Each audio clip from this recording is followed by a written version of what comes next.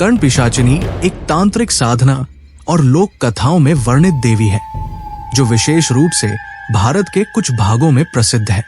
इसे तंत्र मंत्र की दुनिया में एक गूढ़ शक्ति के रूप में माना जाता है। उसके जन्म, महत्व और साधना के पीछे कई पौराणिक कथाएं और तांत्रिक मान्यताएं हैं। कर्ण पिशाचिनी का जन्म। कर्ण पिशाचिनी के जन्म की कहानी विभिन्न रूपों में मिलती है, लेकिन सामान्यतः ये माना जाता है कि वो एक दिव्य शक्ति है जो मानव जीवन के रहस्यों को उजागर करने के लिए अस्तित्व में आई।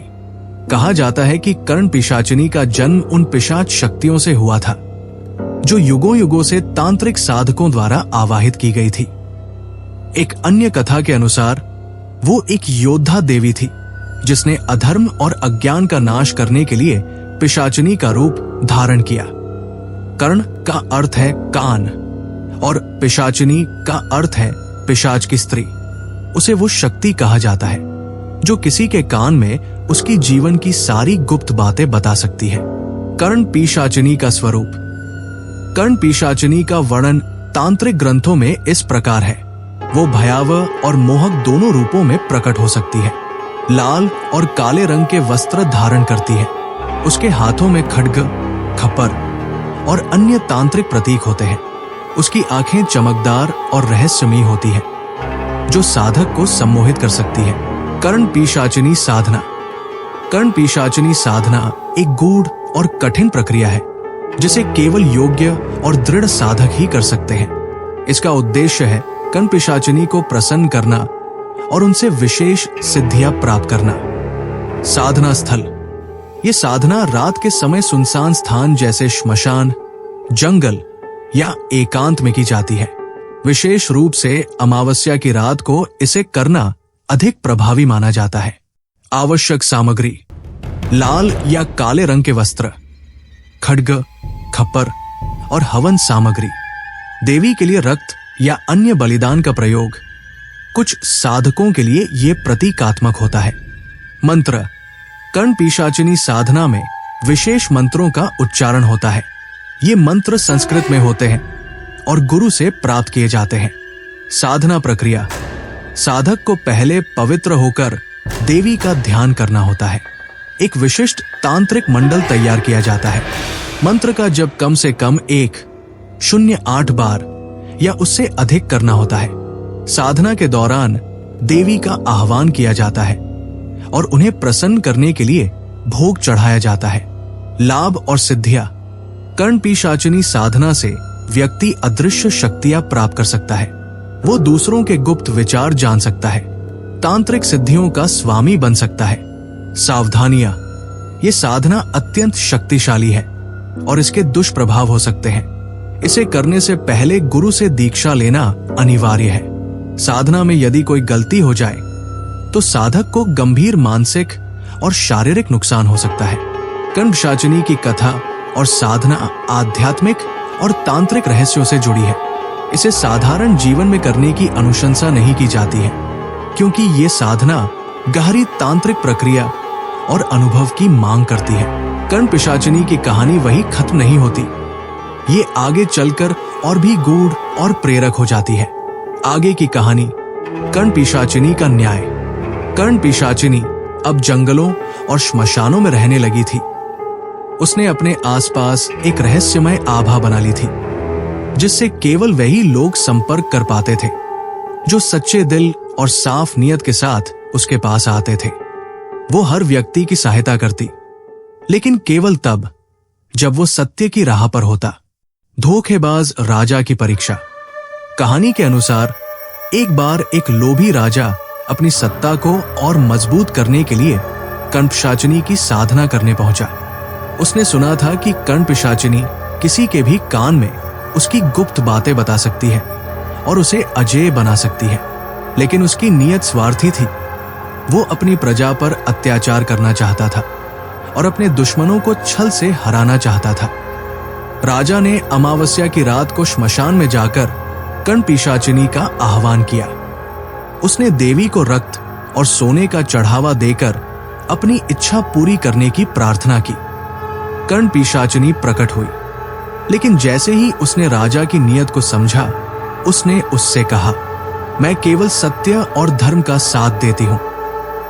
यदि तुम अपने स्वार्थ और छल के लिए मेरी शक्ति का उपयोग करना चाहते हो तो तुम्हें इसका दुष्परिणाम भुगतना पड़ेगा। राजा ने अपनी झूठी बातों से कर्ण पिशाचिनी को प्रभावित करने की कोशिश की, लेकिन देवी की दिव्य दृष्टि ने राजा के हर छल को उजागर कर दिया।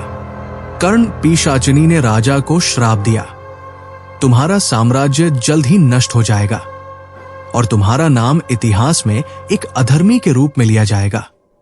कुछ ही समय बाद राजा के दुश्मनों ने उसकी सेना को हरा दिया और उसका राज्य खत्म हो गया। यह घटना पूरे राज्य में चर्चा का विषय बन गई और लोग समझ गए कि कर्ण पिशाचिनी को केवल सत्य और न्याय के लिए ही आह्वान करना चाहिए। साधक की विजय। दूसरी ओर एक निर्धन और धर्मपरायण व्यक्ति जो सत्य की खोज में था, उसने कर्ण पिशाचिनी की साधना की। वो अपनी परेशानियों से मुक्त होना चाहता था और अपने जीवन के उद्देश्य को समझना चाहता था। उसकी साधना सच्ची और निष्ठापूर्ण थी। कर्ण पिशाचिनी ने प्रकट होकर उसे आशीर्वाद दिया और उसके कान में जीवन के गहरे रहस्य बता दिए। उसने उसे सिखाया कि किस प्रकार अपनी कमजोरियों को ताकत में बदला जा सकता है और कैसे सत्य और धर्म के पथ पर चलकर जीवन में सफल हुआ जा सकता है। साधक ने अपने ज्ञान और शक्ति का उपयोग समाज के कल्याण के लिए किया और एक महान संत बन गया। कर्ण पिशाचिनी का अंतहीन मार्ग। कर्ण पिशाचिनी की ये कहानी यही खत्म नहीं होती।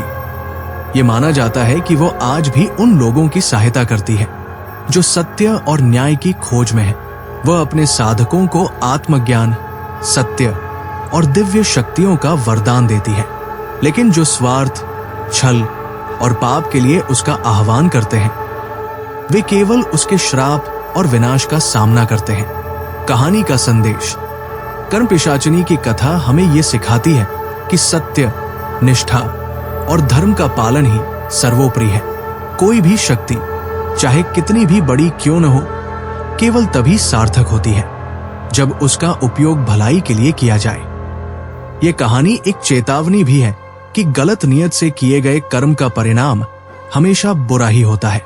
कर्ण पिशाचिनी आज भी रहस्य और तंत्र मंत्र की दुनिया में एक प्रेरक शक्ति के रूप में जानी जाती है, जो साधकों को मार्गदर्शन और चेतावनी दोनों देती है। कर्ण पिशाचिनी की कहानी यही समाप्त नहीं होती, बल्कि उसके आगे के अध्याय और भी गूढ़ और प्रेरणादायक है। समाज में कर्ण पिशाचिनी की प्रसिद्धि। राजा के नाश और साधक की विजय की घटनाओं के बाद कर्ण पिशाचिनी की ख्याति दूर दूर तक फैल गई। लोग जान गए कि वो एक न्यायप्रिय और रहस्यमयी शक्ति है जो केवल सच्चाई और धर्म का साथ देती है। इसके साथ ही कई स्वार्थी लोग भी उसकी शक्तियों को पाने की चाह में उसकी साधना करने लगे। कुछ लोग सफल हुए और उन्होंने अपनी साधना से जीवन के गूढ़ रहस्यों को समझा, लेकिन जो छलकपट से प्रेरित थे वे असफल होकर भटकने लगे। कर्ण पिशाचिनी ने उन्हें यह सिखाया कि बिना सच्चाई और निष्ठा के कोई भी साधना सफल नहीं हो सकती। महासाधक का आगमन। कई वर्षों बाद एक महान तांत्रिक, जिसे महासाधक वासुदेव कहा जाता था, ने कर्ण पिशाचिनी की साधना करने का निर्णय लिया। वासुदेव एक योगी थे जिन्होंने अपने जीवन का अधिकांश समय सत्य और धर्म की खोज में बिताया था। उन्होंने ये ठाना कि वे कर्ण पिशाचिनी से वो ज्ञान प्राप्त करेंगे जो मानवता के कल्याण के लिए उपयोगी हो। वासुदेव ने अमावस्या की रात को एक श्मशान में बैठकर कठोर साधना की। उन्होंने अपना संकल्प इतना दृढ़ बनाया कि उनकी साधना में कोई भी बाधा नहीं आ सकी। कर्ण पिशाचिनी की परीक्षा। कर्ण पिशाचिनी ने वासुदेव की निष्ठा को परखने के लिए कई बाधाएं खड़ी की। एक रात भयानक पिशाच और डरावनी आकृतियां उनके सामने प्रकट हुई। दूसरी रात उन्हें प्रलोभन देने के लिए सुंदर अप्सराएं भेजी गई। तीसरी रात उन्हें भ्रमित करने के लिए यह दिखाया गया कि उनकी साधना से उनका शरीर नष्ट हो रहा है, लेकिन वासुदेव का ध्यान अडिग था। उन्होंने सभी बाधाओं को पार कर लिया और अपने चित्त को शांत रखा। कर्ण पिशाचिनी का आशीर्वाद। आखिरकार कर्ण पिशाचिनी ने वासुदेव के समर्पण और सत्यनिष्ठा को देखकर प्रसन्न होकर उन्हें दर्शन दिए। वासुदेव, तुमने अपने धैर्य, निष्ठा और तपस्या से यह सिद्ध कर दिया है कि तुम मेरी शक्ति के योग्य हो। मैं तुम्हें वो ज्ञान दूंगी जिससे तुम न केवल मानवता की सेवा कर सको, बल्कि उन्हें अज्ञान और अधर्म के अंधकार से भी बाहर निकाल सको। वासुदेव को कर्ण पिशाचिनी ने वो दिव्य ज्ञान प्रदान किया जो आत्मा, ब्रह्मांड और जीवन के रहस्यों को समझने में सहायक था।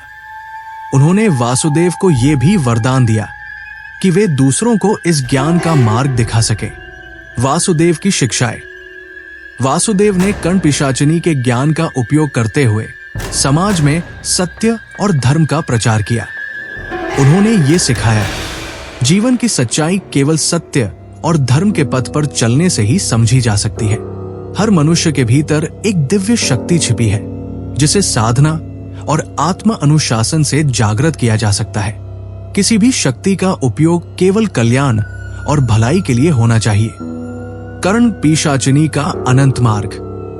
कहते हैं कर्ण पिशाचिनी आज भी उन लोगों की सहायता करती है जो सच्चाई और आत्मज्ञान की खोज में है। वो जंगलों और श्मशानों में छिपी हुई साधकों का इंतजार करती है। उसके दर्शन केवल उन्हीं को होते हैं जिनके इरादे शुद्ध और निष्कलंक होते हैं। संदेश और शिक्षा। कर्ण पिशाचिनी की ये कहानी हमें सिखाती है कि आत्मा की सबसे बड़ी शक्ति सत्य और निष्ठा है। जो इन गुणों को धारण करता है वही किसी भी शक्ति को साध सकता है। कर्ण पिशाचिनी का मार्ग आज भी उन साधकों के लिए प्रेरणा है जो अपने जीवन के रहस्यों को समझने और मानवता की सेवा करने का उद्देश्य रखते हैं। कर्ण पिशाचिनी का उद्देश्य। वासुदेव को ज्ञान प्रदान करने के बाद कर्ण पिशाचिनी ने सोचा कि वो अपनी शक्ति का उपयोग संसार में धर्म और सत्य की स्थापना के लिए कैसे कर सकती है। उसने निर्णय लिया कि वो केवल साधकों और तपस्वियों की मदद नहीं करेगी, बल्कि आम लोगों तक भी सत्य का संदेश पहुंचाएगी। अहंकारी तांत्रिक का अभ्युदय। वासुदेव की ख्याति फैलने लगी और लोग उनसे मार्गदर्शन लेने के लिए आने लगे। वहीं एक अन्य तांत्रिक कृपालक ने वासुदेव की प्रसिद्धि देखकर ईर्ष्या की। कृपालक को कर्ण पिशाचिनी की शक्तियों के बारे में पता चला और उसने अपनी स्वार्थपूर्ण इच्छाओं के लिए कर्ण पिशाचिनी की साधना करने की ठानी। कृपालक ने अमावस्या की रात को श्मशान में जाकर कर्ण पिशाचिनी का आह्वान किया।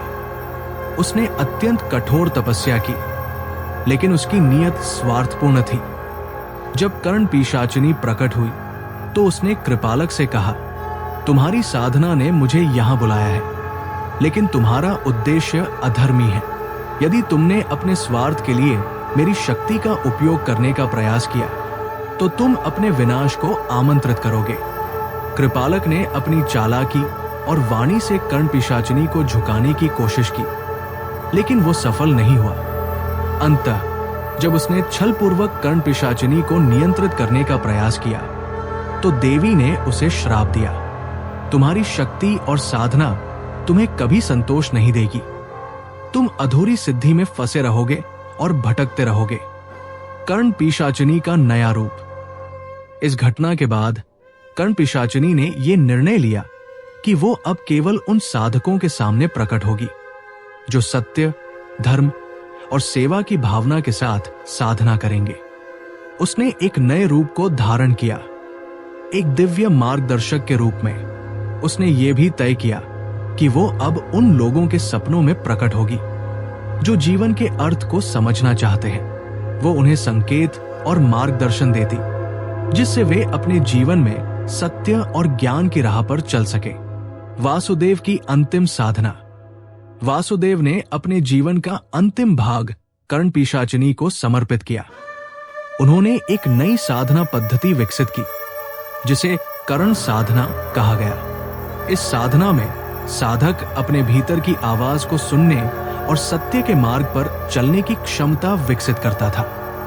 वासुदेव ने अपने शिष्यों को यह सिखाया, जीवन में शक्ति से अधिक महत्वपूर्ण सत्य और करुणा है। हर व्यक्ति के भीतर एक कर्ण पिशाचिनी होती है जो उसे सही और गलत का ज्ञान देती है। यदि मनुष्य अपनी आत्मा की आवाज को सुनना सीख जाए तो वो किसी भी बाहरी शक्ति के बिना सफल हो सकता है। कर्ण पिशाचिनी का भविष्य। कर्ण पिशाचिनी की शक्ति आज भी अस्तित्व में है।